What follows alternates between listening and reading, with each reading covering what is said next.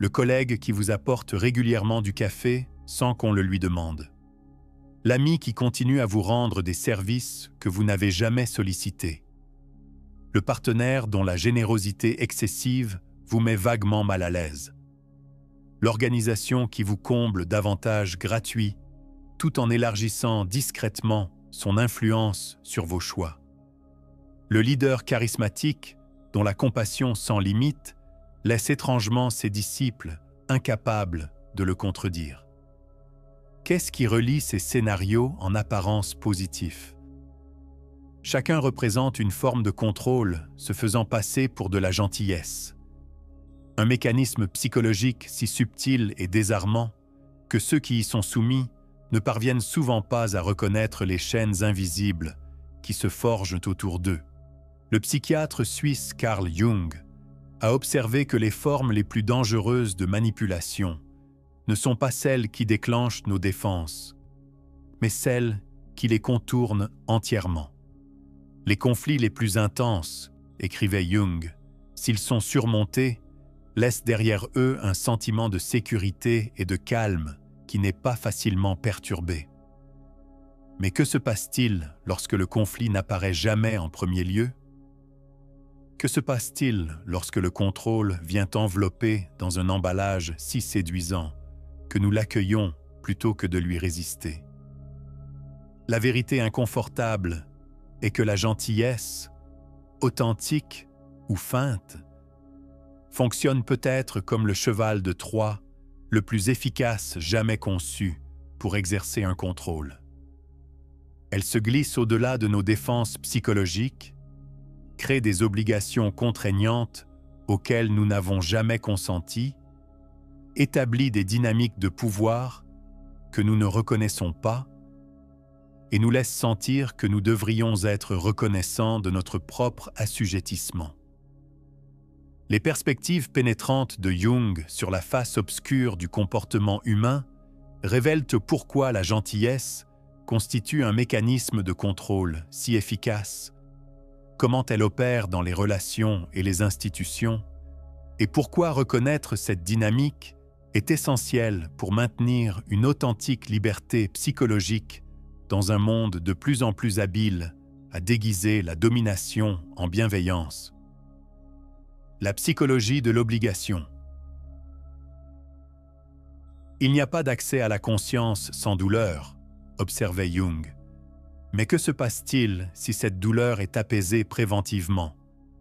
Et si nos défenses psychologiques étaient désactivées non par la confrontation, mais par le confort? Le mécanisme fondamental de la gentillesse comme contrôle réside dans la création d'obligations non sollicitées. Lorsque quelqu'un accomplit un acte de gentillesse, particulièrement un acte que nous n'avons pas demandé, cela active des normes de réciprocité profondément ancrées qui créent une dette psychologique. Cette dette fonctionne comme un contrat non écrit dont nous n'avons jamais négocié les termes. Considérez à quel point nous réagissons différemment aux demandes directes par rapport aux actes de gentillesse. La demande directe déclenche une évaluation immédiate. Est-ce raisonnable? Est-ce que je veux m'y conformer? Quelles sont les conséquences d'un refus? Mais la gentillesse contourne entièrement ce processus d'évaluation. Au lieu de répondre à partir d'un choix raisonné, nous réagissons à partir de l'émotion. Gratitude, chaleur, appréciation. Des émotions qui font que l'évaluation critique semble inappropriée, voire honteuse. Jung a identifié cette dynamique dans son exploration de l'archétype de la mère.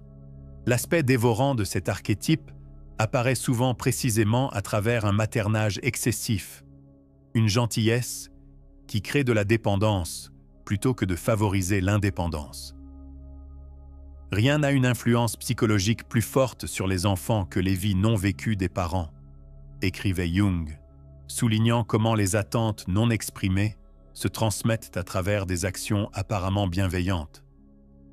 Cette création d'obligations opère dans les interactions quotidiennes avec une efficacité remarquable.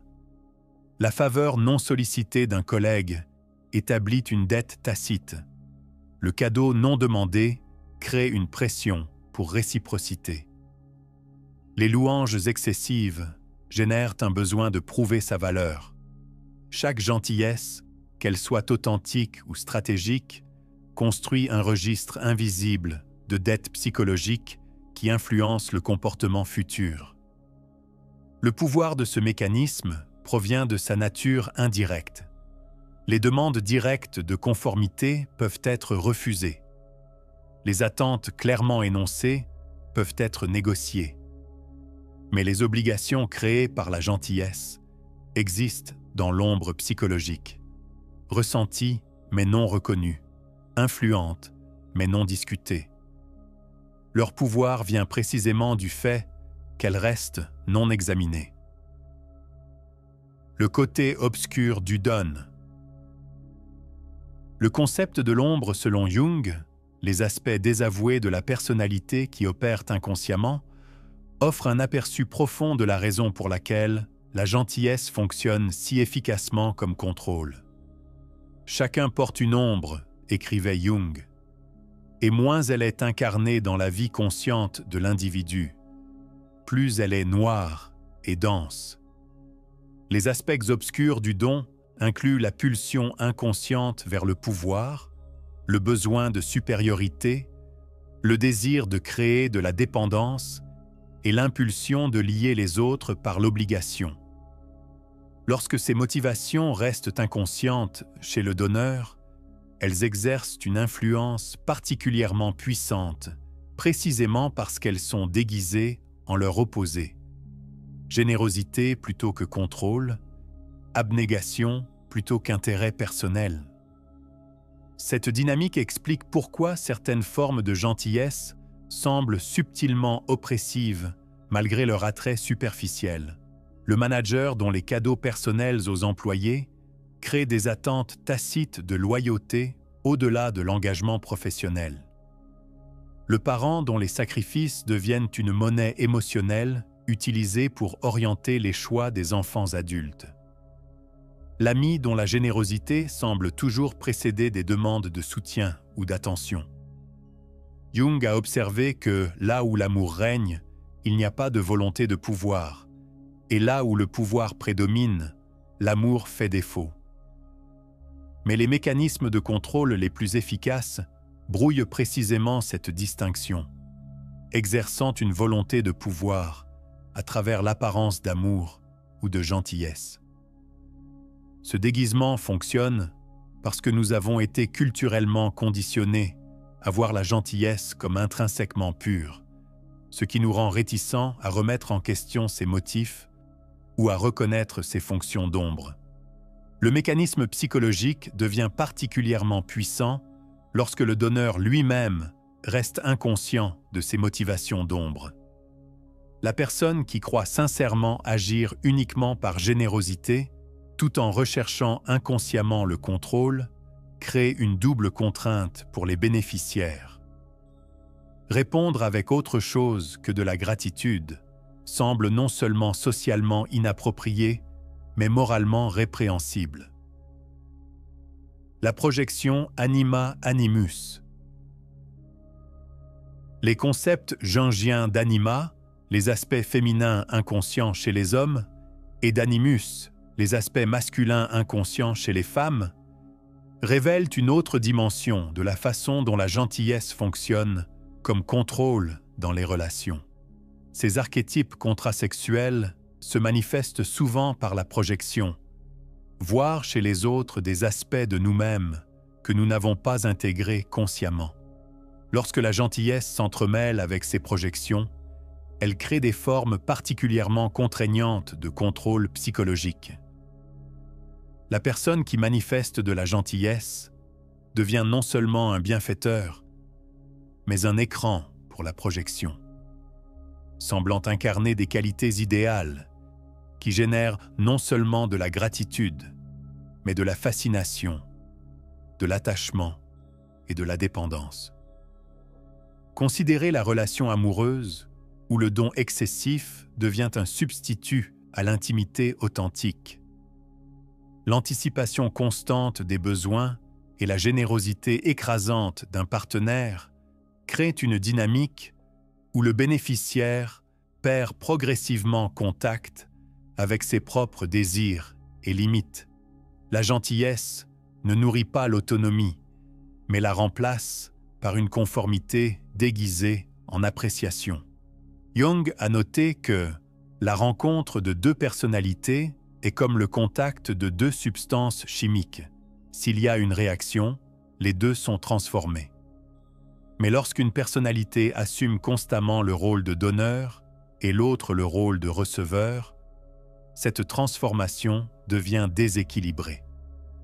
L'identité du donneur s'investit dans le don continu, tandis que l'autonomie du receveur diminue graduellement sous le poids croissant de la dette psychologique. Cette dynamique explique pourquoi certaines des relations les plus contrôlantes n'apparaissent pas comme telles en surface. Il n'y a pas de demande directe, pas de règles explicites, pas de coercition évidente, juste un flux constant de gentillesse qui construit graduellement une prison d'obligation si confortable que les barreaux restent invisibles jusqu'à ce qu'on tente de s'échapper. Application institutionnelle. Bien que Jung se soit principalement concentré sur la psychologie individuelle, ses perspectives s'appliquent également aux mécanismes de contrôle institutionnel. Les organisations, des entreprises aux religions en passant par les gouvernements, ont appris que la gentillesse fonctionne plus efficacement que la coercition pour obtenir la conformité et la loyauté. Considérez comment les lieux de travail modernes ont évolué des hiérarchies d'autorité explicites vers des environnements axés sur la culture, centrés sur l'expérience des employés. L'entreprise, qui fournit des repas gratuits, des espaces de détente et des programmes de bien-être, n'agit pas nécessairement par pure bienveillance. Ces avantages créent des liens psychologiques qui brouillent la frontière entre l'échange professionnel et la loyauté personnelle. Les applications les plus sophistiquées offrent une gentillesse qui s'aligne sur les besoins institutionnels. La flexibilité qui rend les employés plus accessibles en dehors des heures de travail. Le programme de bien-être qui place la responsabilité de la gestion du stress sur les individus plutôt que d'aborder les causes structurelles. Le développement professionnel qui améliore la productivité sans augmenter proportionnellement la rémunération. L'observation de Jung selon laquelle le pendule de l'esprit oscille entre le sens et le non-sens, non entre le bien et le mal, explique pourquoi ces mécanismes de contrôle fonctionnent si efficacement. Ils ne déclenchent pas d'évaluation morale, bien, mal, mais opèrent en créant un cadre de réalité, sens, non-sens, où remettre en question la gentillesse apparaît irrationnel ou ingrat. Cette application institutionnelle s'étend au-delà du lieu de travail. Les systèmes politiques s'appuient de plus en plus sur un cadrage de bienveillance plutôt que sur des revendications d'autorité explicites. Les organisations religieuses mettent l'accent sur le soutien communautaire parallèlement aux attentes doctrinales. Les institutions éducatives fournissent des services en expansion tout en exerçant une plus grande influence sur le comportement et l'expression des étudiants. La persona est le masque de la gentillesse. Le concept jungien de la persona, le masque social que nous présentons aux autres, éclaire comment la gentillesse performée fonctionne comme un déguisement particulièrement efficace pour le contrôle. La personne, écrivait Jung, est un système complexe de relations entre la conscience individuelle et la société, très justement une sorte de masque, conçu d'une part pour faire une impression définie sur les autres, et d'autre part pour dissimuler la vraie nature de l'individu. Lorsque la gentillesse devient une persona, détachée du sentiment authentique mais performée pour l'effet social, elle sert les deux fonctions simultanément. Elle crée une impression positive qui désarme l'évaluation critique des autres tout en dissimulant les motifs sous-jacents de contrôle ou d'influence. Cela explique pourquoi certaines des personnalités les plus contrôlantes de l'histoire ont cultivé des réputations publiques de gentillesse et de générosité exceptionnelles. Le leader politique connu pour ses actes personnels de compassion tout en mettant en œuvre des politiques restrictives. La figure organisationnelle célébrée pour sa chaleur interpersonnelle tout en maintenant un contrôle rigide sur les décisions. Le guide spirituel dont la manière aimante masque des attentes rigides envers ses disciples. La personne de gentillesse fonctionne parce qu'elle crée une dissonance cognitive chez ceux qui y sont soumis. La personne qui se sent contrôlée ou restreinte par quelqu'un connu pour sa gentillesse se blâme typiquement elle-même, plutôt que de remettre en question l'authenticité de la présentation du bienfaiteur.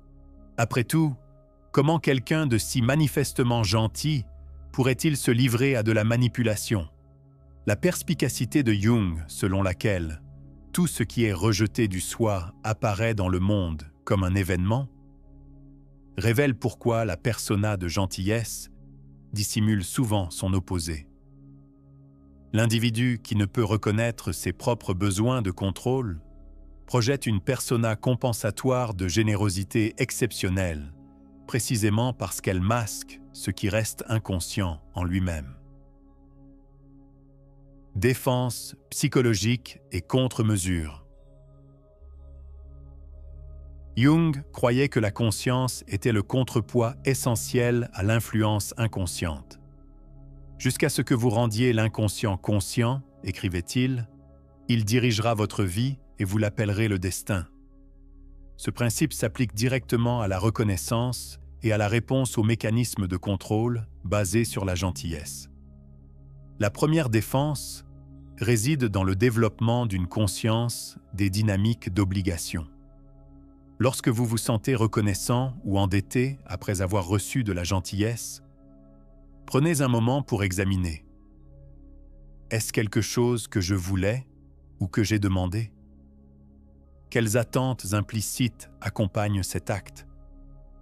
Comment cette gentillesse change-t-elle potentiellement la dynamique de pouvoir entre nous ?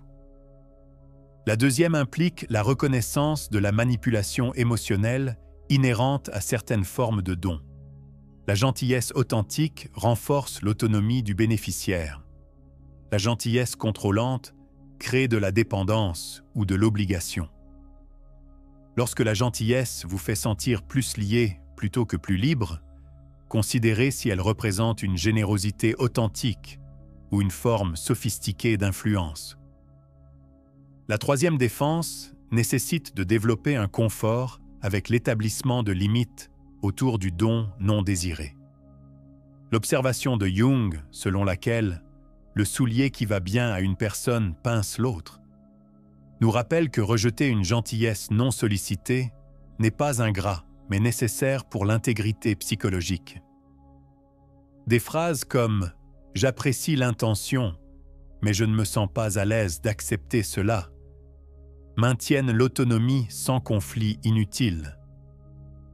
Plus importante encore, développer une conscience de ces dynamiques permet une réciprocité authentique plutôt qu'obligatoire. Lorsque la gentillesse provient d'une connexion authentique plutôt que de besoins de contrôle, elle renforce plutôt que diminue les deux parties. Jung a noté que les plus grands et les plus importants problèmes de la vie sont tous fondamentalement insolubles. Ils ne peuvent jamais être résolus, mais seulement dépassés. Les dynamiques de contrôle incorporées dans la gentillesse ne sont pas des problèmes à résoudre, mais des schémas à reconnaître et à transcender par une plus grande conscience. Le voyage d'individuation.